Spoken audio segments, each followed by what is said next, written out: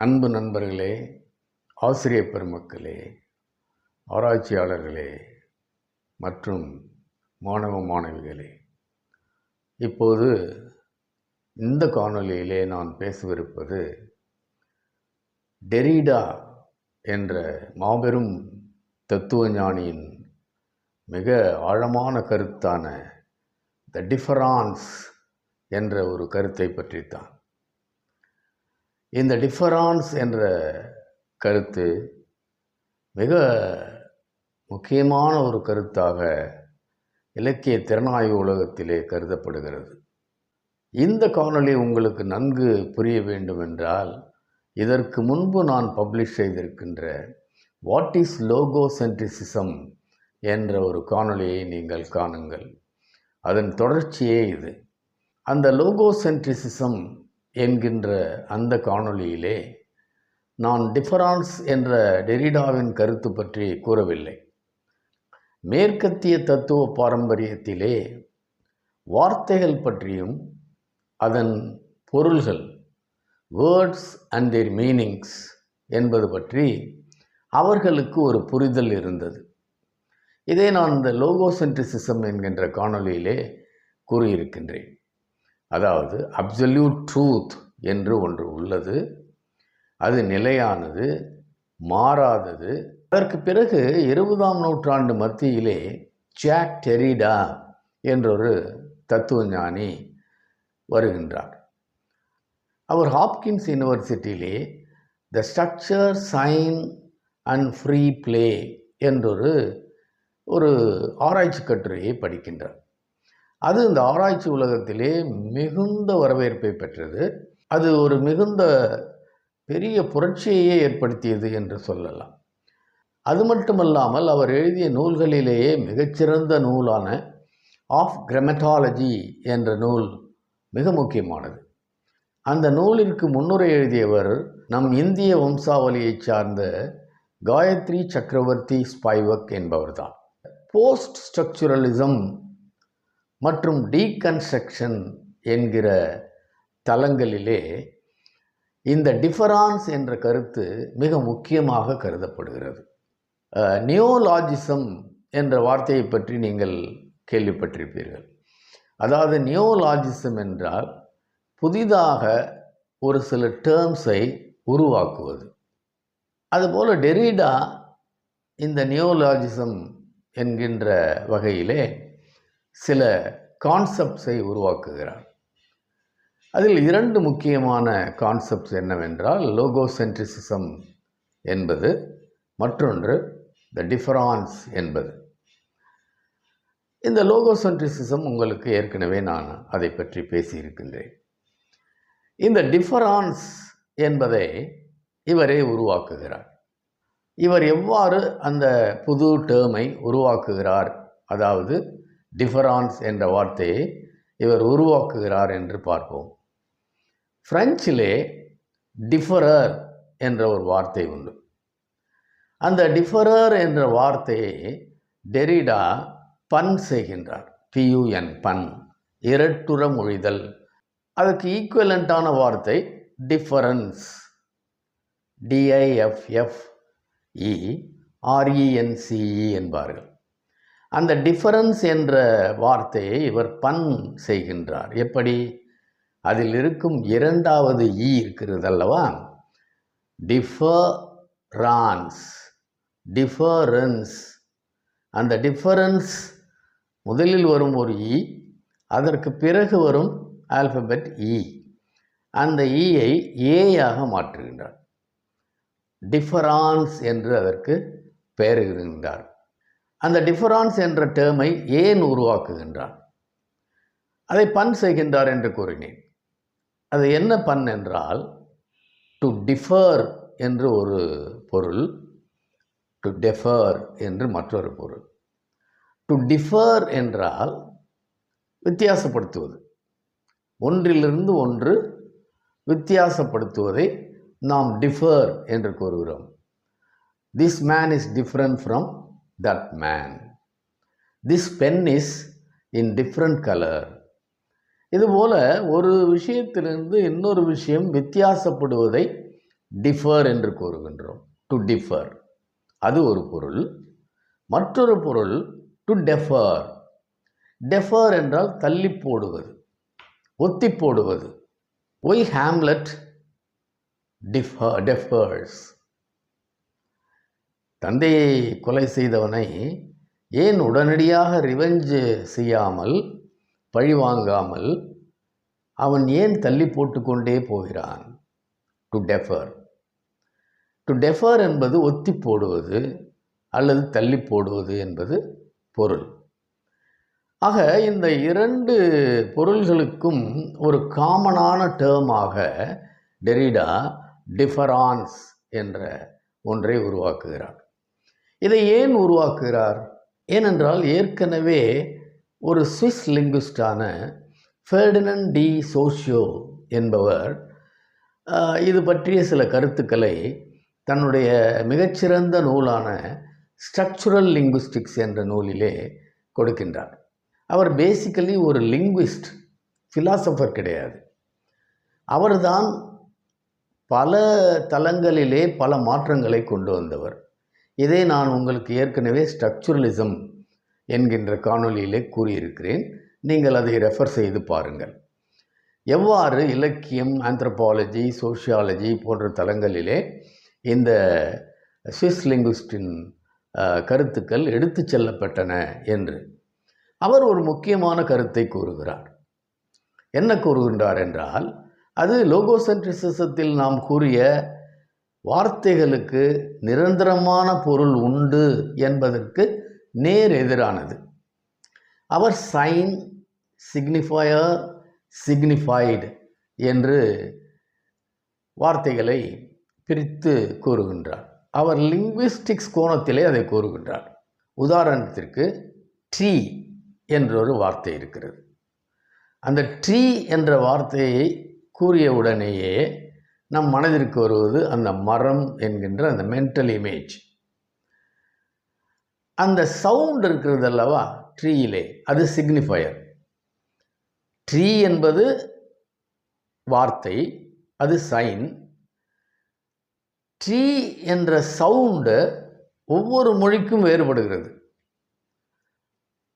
தமிழிலே மரம், ஆங்கிலத்திலே ட்ரீ, இன்னும் வெவ்வேறு மொழிகளிலே வெவ்வேறு பெயர்களிலே இருக்கும். ஆகையினால் அது சவுண்டு, சிக்னிஃபயர். மற்றும் ஒன்று மென்டல் இமேஜ், சிக்னிஃபைடு. இதுதான் meaning. So meaning is in the mind of the reader, not in the word vertically என்ற கருத்தை முதலில் கூறியவர் சோஷியோ. சாஷ்வர் என்றும் கூறுவார்கள். ஃபெர்டினண்ட் டி சாஷ்வர் அல்லது சோஷியோ. அவர்தான் இந்த கருத்தை முன்மொழிகிறார் என்று கூறலாம். அந்த கருத்தை டெரிடாவும் மனதில் ஏற்றிக்கொள்கின்றார். ஏனென்றால் ஃபெர்டினண்ட் டி சோஷியோவுக்கு அடுத்து வந்தவர் தான் டெரிடா. இவர் 1930 தான் பிறந்திருக்கின்றார். இவர் இந்த கருத்தை சிறிது மாற்றம் செய்கின்றார். டெரிடாவுக்கும் ஃபெர்டினண்ட் டி சோஷியோவுக்கும் உள்ள வேறுபாடுகள் என்ன? ஃபெர்டினண்ட் ஸ்ட்ரக்சுரலிசம் என்ற ஒரு தியரிக்கு முக்கியமானவராக கருதப்படுகிறார். டெரிடா போஸ்ட் ஸ்ட்ரக்சுரலிசம் என்கின்ற தளத்திற்கு முக்கியமானவராக கருதப்படுகிறார். இந்த ஸ்ட்ரக்சுரலிசத்துக்கும் போஸ்ட் ஸ்ட்ரக்சுரலிசத்துக்கும் லோகோசென்ட்ரிசிசத்துக்கும் என்ன வேறுபாடுகள்? லோகோசென்ட்ரிசிசம் என்பது வார்த்தைகளுக்கு மீனிங் நேரடியாக ஒரே பொருள்தான். அந்த பொருள் மாறாதது, நிலையானது. இதுதான் வார்த்தைகள் பற்றிய வெஸ்டர்ன் ஃபிலசாபிக்கல் ட்ரெடிஷன் கொண்டிருந்த ஒரு கருத்து. அதிலிருந்து சோஷியோ மாறுபடுகிறார். அவர் என்ன கூறுகிறார்? Meaning is in the mind of the reader. பொருள் என்பது ஒரு வார்த்தைக்கு ஒரு வாசகரின் மனதிலே தான் உருவாகிறது. அது நேரடியாக அந்த வார்த்தைக்கு நேரடியாக இல்லை. இரண்டாவது, அது நிலையானதும் இல்லை. ஒரு வார்த்தையின் பொருள் அதனுடன் தொடர்புடைய மற்ற வார்த்தைகளை கொண்டுதான் அமைகிறது. A sign or signifier is understood in relationship with other signs. Cat என்றொரு வார்த்தை இருக்கிறது. அந்த கேட் என்ற வார்த்தையை நாம் எவ்வாறு புரிந்து கொள்கின்றோம் என்றால், டாக், கேமல், ஹார்ஸ், இப்படி கவ், இதுபோல ஒரு வரிசையிலே இது வித்தியாசப்பட்டு நிற்பதனால் அதை நாம் பொருளாக கொள்கின்றோம். இதுதான் ஃபெர்டினண்ட் டி சோஷியோ கூறியது. A meaning is understood in relationship with other signs என்று கூறினார். மீனிங் சிக்னிஃபைடாக புரிந்து கொள்பவர் அல்லது கேட்பவர் அல்ல படிப்பவருடைய மைண்டிலே இருக்கிறது என்று கூறுகிறார். ஆனால் மீனிங் உண்டு என்று கூறுகின்றார். ஆனால் டெரிடாவின் கருத்து அதற்கு வித்தியாசமானது. அங்கேதான் நான் கூறிய defer, to defer. To defer என்றால் தள்ளி போட்டு கொண்டே செல்வது. வார்த்தை அல்லது ஒரு வார்த்தை இருக்கிறது என்றால், அதனுடைய பொருள் இருக்கிறது என்றால், அந்த பொருள் மீனிங்கை நாம் தேடினோம் என்றால் மீனிங் சென்று கொண்டே இருக்கும். அது எங்குமே நிற்காது. உதாரணமாக இமோஷன் என்ற வார்த்தையை நீங்கள் டிக்ஷனரியிலே அதன் பொருளை பாருங்கள். உடனே உங்களுக்கு கிடைக்கும் வார்த்தை ஃபீலிங். ஃபீலிங் என்ற வார்த்தையை நீங்கள் தேடி பாருங்கள். உங்களுக்கு கிடைக்கும் வார்த்தை பேஷன் என்று கிடைக்கலாம். பேஷன் என்ற வார்த்தையை தேடி பாருங்கள். ஸ்ட்ராங் டிசையர் என்று வரலாம். ஆக அந்த பொருளானது சென்று கொண்டே இருக்கும், எங்குமே நிற்காது. அந்த பொருள் என்பது நிலையானது அல்ல. இந்த டெரிடாவின் கருத்து தான் வெஸ்டர்ன் ஃபிலசாபிக்கல் ட்ரெடிஷனான லோகோசென்ட்ரிசிசம் என்ற கருத்திலிருந்து வித்தியாசப்பட்டு நிற்கிறது. ஏன் ஃபெர்டினண்ட் டி சாஷூருடைய ஸ்ட்ரக்சுரலிசம் என்ற கருத்துக்கு சற்று வித்தியாசமாக கூட இது இருக்கின்றது. ஆகையினால்தான் டெரிடாவினுடைய இந்த டிஃபரான்ஸ் என்ற கருத்தை நாம் புரட்சிகரமான கருத்து என்று கூறுகிறோம். Language is a dynamic process. Meanings are negotiated and negotiated and negotiated and renegotiated and renegotiated. பொருள் என்பது எப்பவுமே செட்டில் ஆகாது. பொருள் என்று நான் கூறுவது meanings. Meanings never settle. At one point it may settle, but it settle in a kind of a deadlock. அதை அப்போரியா என்ற ஒரு வார்த்தையிலே கூட டெரிடா கூறுகின்றார். இம்பாசபிள் பாத், த கேட் இஸ் க்ளோஸ்ட் என்று கூறுவார்கள். அப்போரியா. இதுபோல மீனிங்ஸ் ஆர் நெவர் செட்டில்டு என்பதுதான் இவருடைய டிஃபரான்ஸ் என்பதின் முக்கியமான கருத்து, புரட்சிகரமான கருத்து. இந்த டிஃபரான்ஸ் மற்றொரு தளத்திற்கும் நம்மை அழைத்து செல்கின்றது. என்னவென்றால் பைனரி ஆப்போசிஷன்ஸ். ஏனென்றால் இதை ஃபெர்டினண்ட் டி சோஷியோவும் கூறுகின்றார். மேலோட்டமாக பார்த்தீர்களேயானால் சயின்ஸ் வெவ்வேறு விதமாக இருக்கும். ஆனால் ஆழமாக அது சென்றடையும் இடம் பைனரி ஆப்போசிட்ஸில் சென்று முடியும். பைனரி ஆப்போசிட்ஸ் என்றால் என்ன? இரண்டு எதிரெதிரான பொருள்களை கொண்ட விஷயங்கள். அதை தான் நாம் பைனரி ஆப்போசிட்ஸ் என்று கூறுகின்றோம். இங்கே இந்த டெரிடா இந்த பைனரி ஆப்போசிட்ஸை பற்றியும் கூறுகின்றார். இந்த டிஃபரான்ஸ் என்ற கருத்து பற்றி அவர் கூறும்போது முக்கியமாக பைனரி ஆப்போசிட்ஸை பற்றி அவர் கூற வேண்டிய அவசியம் ஏற்படுகிறது.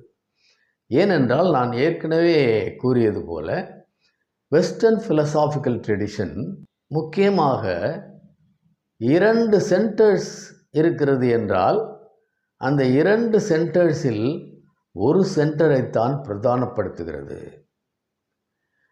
அதைத்தான் பிரசன்ஸ் என்கின்றோம். அதாவது நிலையானது அவர்கள் கொண்ட கொள்கை என்பது லோகோசென்ட்ரிசிசம். ஒரு சென்டரை அவர்கள் ஃபிக்ஸ் செய்து விடுகிறார்கள். அந்த சென்டரை சுற்றித்தான் உலகத்தில் உள்ள அத்தனை விஷயங்களும் நகர்ந்து கொண்டே இருக்கும். அதுதான் சென்டர், அதுதான் லோகோஸ். பல உதாரணங்களை போன காணொலியிலே கூறியிருந்தேன். லோகோஸ் என்பது ஜீசஸ் கிரைஸ்டாக இருக்கலாம், லார்ட் சிவாவாக இருக்கலாம். இதுபோல் சில சென்டர்ஸை ஃபிக்ஸடாக வைத்துக்கொண்டு உலகம் நகர்ந்து கொண்டிருக்கின்றது. அப்போது ப்ரெசன்ஸ் ஆப்சன்ஸ் என்ற ஒரு விஷயத்தை பற்றி டெரிடா இந்த டிஃபரான்ஸில் கூறுகின்றார். ப்ரெசன்ஸ், உலகம் எப்பொழுதும் ஒரு சென்டரை நாடுகிறது, அந்த சென்டருக்கு முக்கியத்துவம் கொடுக்கிறது. That centre is called a privileged centre. உதாரணமாக காட் என்று வைத்துக் கொள்ளுங்கள். God is beyond discussion. அது நிலையான உண்மை, absolute truth. மற்றவையெல்லாம் அதன் பிறகுதான் அந்த சென்டர்.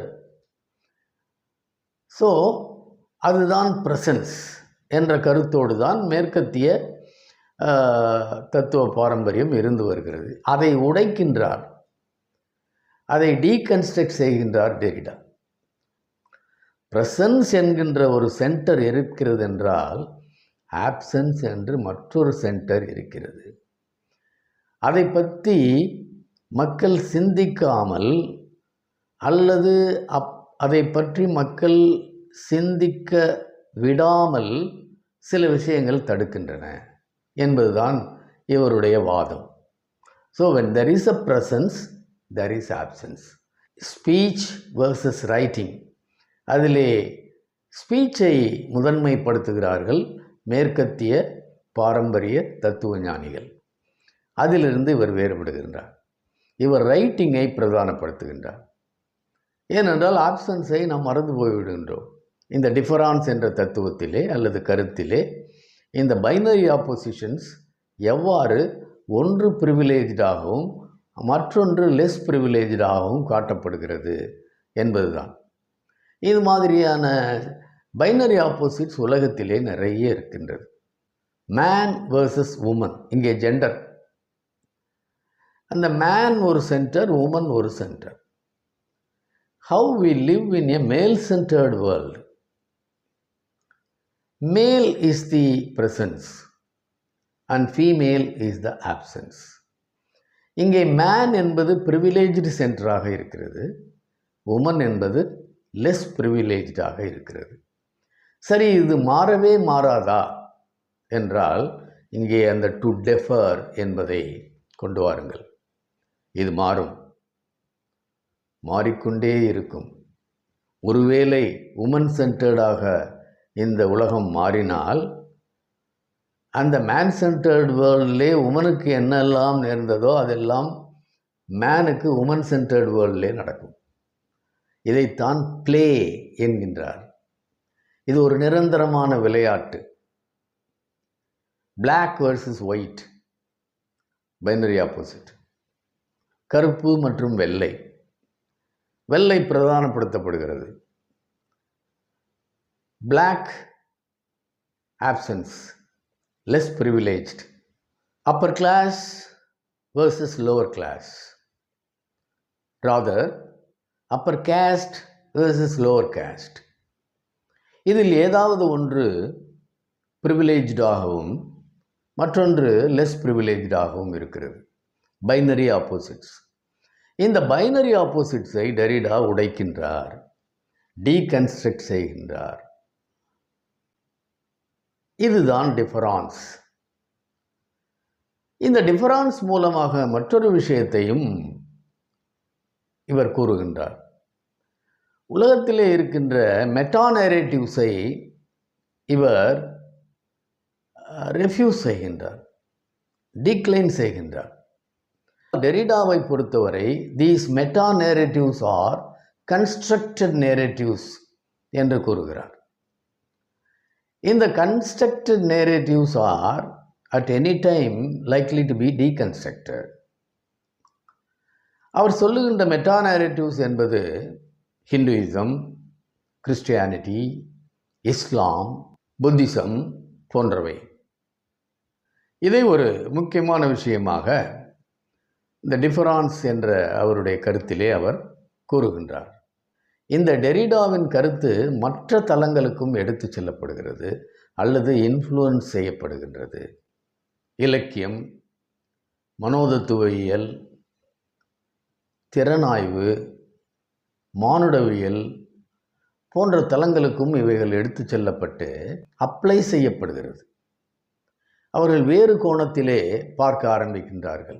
உதாரணமாக ப்ராஸ்பரோ என்ற ஒரு சென்ட்ரல் கேரக்டர் டெம்பஸ்ட் என்ற ஷேக்ஸ்பியரின் நாடகத்திலே வருவார். மற்றும் ஒரு கேரக்டர் ஹாஃப் மான்ஸ்டர் ஹாஃப் ஹியூமனான கேலிபன் என்ற கேரக்டர். இதுகாரும் ப்ராஸ்பரோவை சுற்றித்தான், அந்த சென்டரை சுற்றித்தான் எல்லா இன்டர்பிரட்டேஷன்ஸும் சொல்லப்பட்டது. ஆனால் டெரிடா இந்த தியரியை கொண்டு வந்தவுடன் கேலிபனுடைய கோணத்திலே பார்க்கப்படுகிறது. அவன் ஒரு ஹாஃப் மான்ஸ்டர் அல்லது ஹாஃப் ஹியூமன் என்றாலும் கூட, நாகரிகம் என்றாலே என்னவென்று தெரியாதவனாக இருந்தாலும் கூட அவன் பார்வையிலே பார்க்கப்படுகிறது. ஏனென்றால் அவனுடைய தீவிற்குத்தான் இவர் வருகின்றார், இவர் வந்து செட்டில் ஆகிறார். ஆனால் இவர் அங்கே மாஸ்டர் ஆகிறார், கேலிபன் அடிமையாகிறான். இந்த கோணத்திலே டீகன்ஸ்ட்ரக்ட் செய்யப்படுகிறது. இதுபோன்று பல உதாரணங்களை நாம் கூறிக்கொண்டே போகலாம். ஆந்த்ரோபாலஜியிலே, சைக்கோ அனாலிசிஸிலே, லாலே, முக்கியமாக சட்டத்திலே, அதன் அமைப்புகளிலே இவைகளெல்லாம் புது கோணத்திலே பார்க்கப்படுகின்றன. பிற்காலத்திலே போஸ்ட் மாடர்னிசத்திலே டெரிடாவின் கருத்துக்கள் மிகவும் ஏற்கத்தக்கையாக உள்ளது.